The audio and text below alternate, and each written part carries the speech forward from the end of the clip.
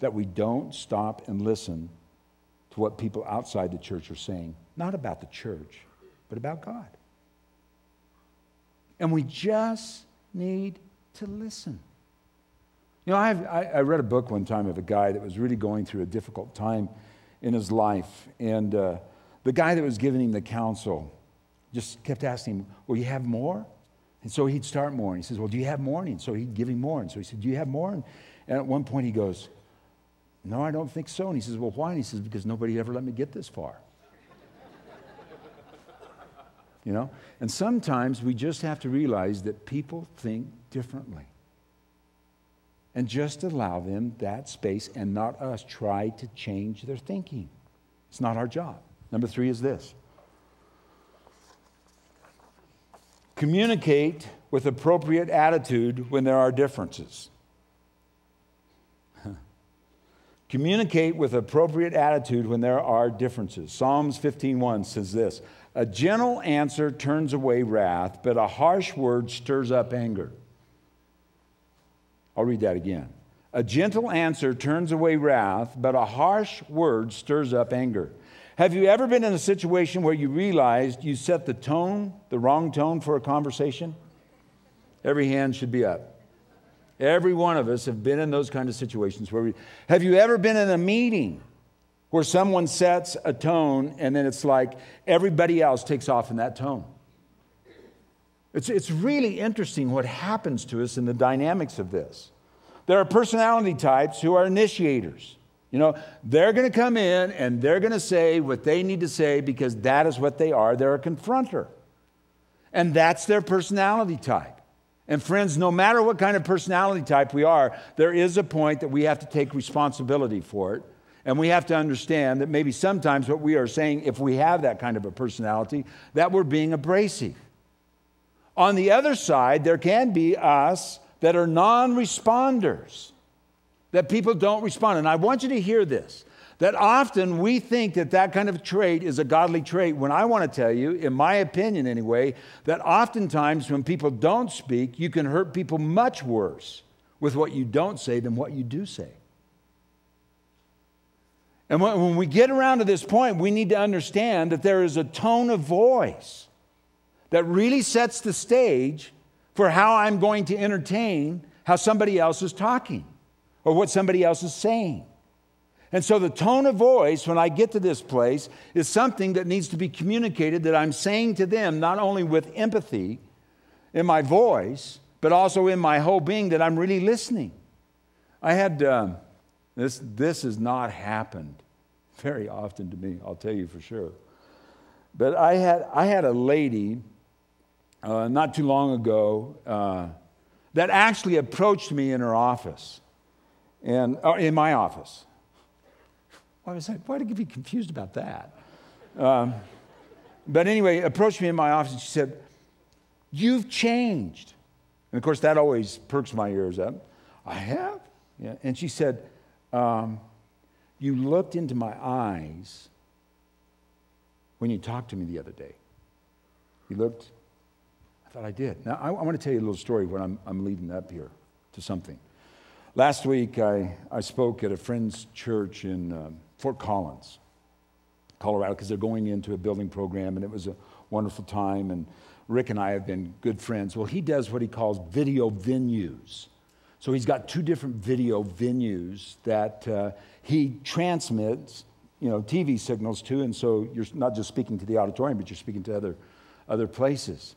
And he came up to me after the first service, and he says, "Do you want to hear some criticism?" And of course, not really, but I know you're going to give it to me. So go ahead. And he said, "You don't look straight ahead." Do you guys notice that here? Do you? That I'm always doing this, right to the left, And there is something about us when we're connecting with people that we look into their eyes. There is something about that just says, "I hear you. I know what's going on." And friends, again, I want to take this back to the point that I think is something that needs to be tied directly to the message. The church is a message-driven organization. We don't have a service to sell. We have a message. And the message is that Jesus Christ can come and redeem your life and change your life for the rest of eternity. And we need to be clear about that. But the idea of it is that in our society today, and please understand this when I'm saying it, I don't watch a lot of Christian TV. And one of the reasons I don't, I'm not saying that every preacher does this, but lots of times the tone by how they communicate the gospel is a hellfire and brimstone that is judgmental, that actually perpetuates, in my mind, the wrong concept of who God is. And it all comes around with a tone of voice that says these kind of things. You see? And here's the point. For us, when we're, individually dealing with somebody else, or whether it's in this kind of an atmosphere or wherever it might be that you're just speaking, the Bible talks about this. Whatever you sow to is what you're going to reap. If you're going to sow harshness, you're going to reap harshness. But if you sow mercy, you're going to reap mercy. And if you show compassion, you're going to reap compassion. And there is just something about the tone of a voice when somebody is different, that they get that there is compassion and empathy when you're speaking to them. And that settles this issue, or some of the issues, about differences. I get it. I may not agree with you, but I understand. The tone of the voice sets a lot of the table for how we deal with differences. Number 4 is this. Focus on reconciliation and not resolving every issue. Focus on reconciliation and not resolving every issue. Matthew 5:9. Blessed are the peacemakers, for they shall be called the sons of God. Friends, I want to guarantee, and I don't give out very many guarantees, but I want to guarantee you of this particular truth. There is no way everyone will agree on every issue.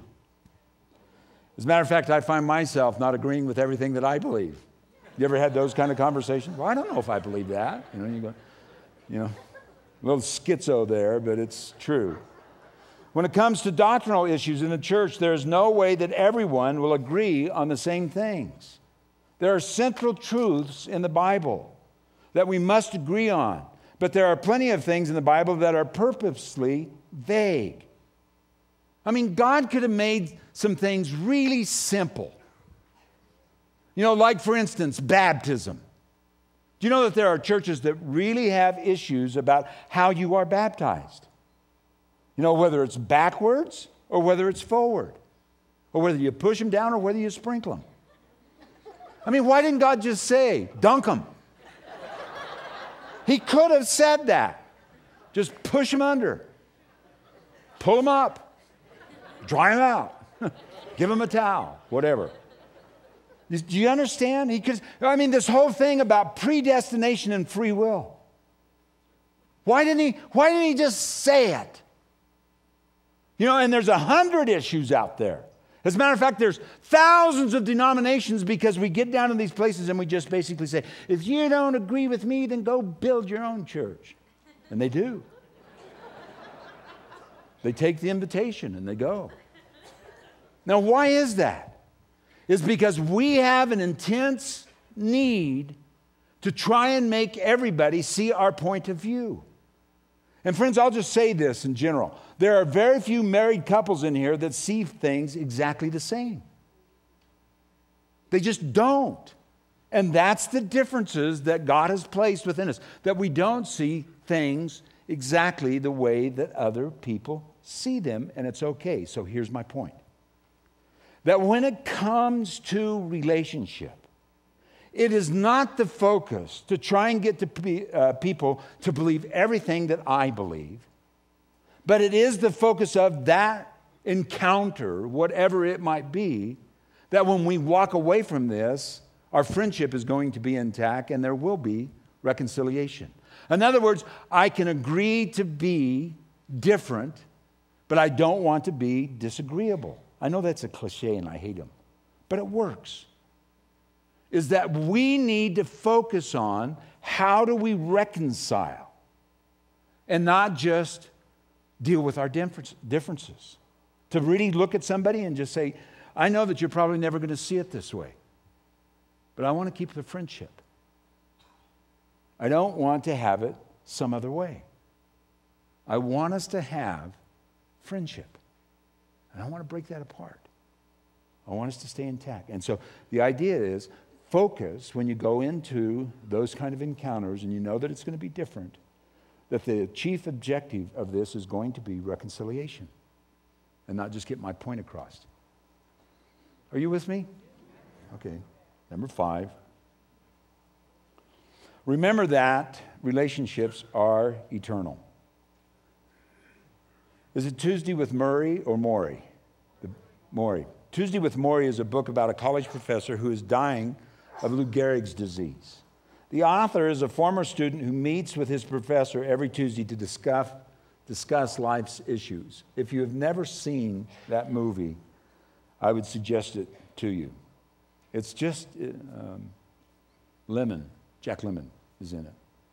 The professor makes this comment: everyone knows they're going to die, but nobody really believes it. He goes on to say that if we did believe it, we would change our ways and live differently. We just simply would. Not everybody is of this ilk.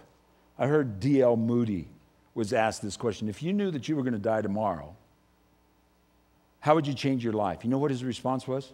I wouldn't do one thing differently. I've never heard that response before.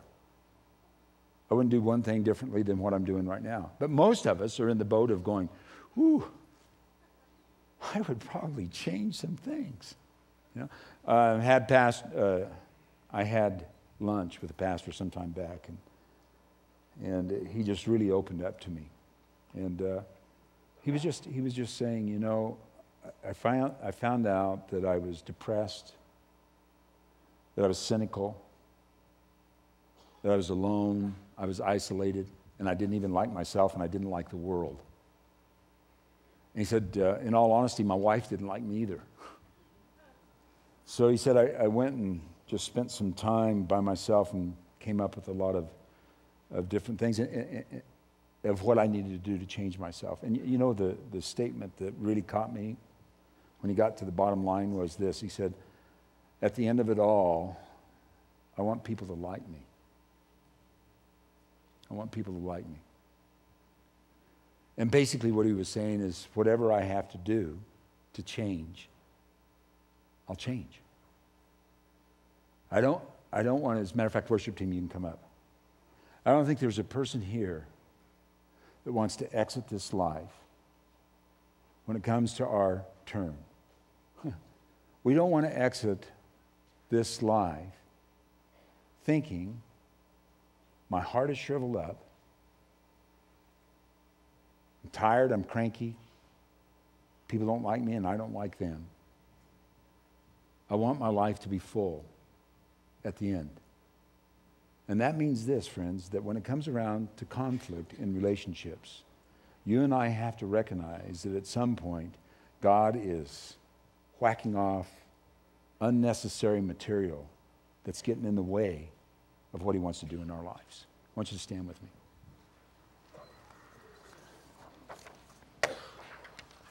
And I want you to ask the Lord as we sing together, Lord, let me appreciate all the differences that you've made in personalities. Allow me to see your creativity and allow me to see how you're changing my life through them. And then I'll come back and pray with you. Let's worship the Lord together.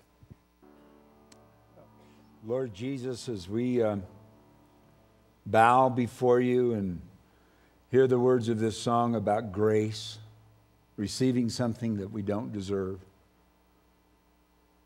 and even getting something in exchange. Lord, I pray as your children before your throne that there would be a deposit of grace for us to accept the differences, the way that you've created us, and to appreciate that, Lord. And I would ask, Lord, as that mentality and as you instruct us and as you teach us would come over us, that we would recognize a lot of conflicts can be resolved by just understanding the differences and the way that you've created us so differently.